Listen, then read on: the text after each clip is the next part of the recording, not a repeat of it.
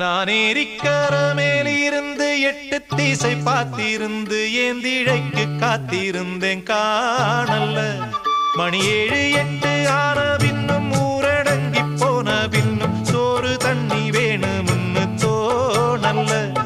என் தெம்மாங்கு பாட்ட கேட்டு தெங்காத்து ஓடி வந்து சூதாக போக வேணும் அக்கறையில. நான் உண்டான ஆசைகளை உள்ளார பூட்டி வச்சு ஒத்தேல வாடுறேனே.